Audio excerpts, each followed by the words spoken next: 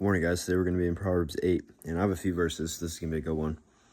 I, wisdom, dwell together with prudence. I possess knowledge and discretion. To fear the Lord is to hate evil. I hate pride and arrogance, evil behavior, and perverse speech. So those are just a few verses from Psalm 8, or Proverbs 8, sorry.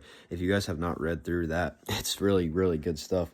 It's pretty much just talking about how, wisdom is always calling out to us, right? God is always trying to reach out. God is always, whether he's sending people or he's, making like some commercial come on TV or some song pop on the radio that has a message that point towards God or, whatever, right? That's why we need to keep in mind, us as Christians, we need to be on the lookout, right? Because we are constantly being viewed, especially as Christians. Like, I feel like society holds us to a higher standard because they expect us to be perfect, when in reality it's the opposite. But this is a message to us as Christians. We need to basically be a big billboard for Jesus.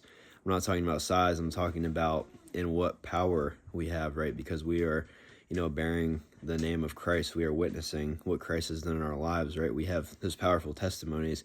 And how is that person going to look at you, right? If you, on one day, are telling them all these great things that God has done in your life, but then another day comes along, and you start like cursing those people out, and you start, you crash out, and you are saying all these terrible things. Well, how are those people going to look at you, right?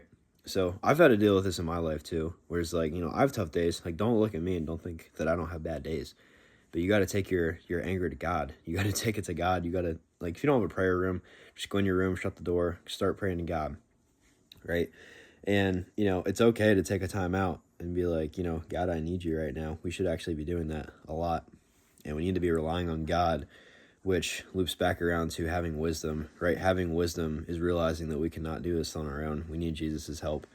And, be a light to people, for crying out loud. Be a light, because that's what we're supposed to do. Like, darkness cannot exist where there is light.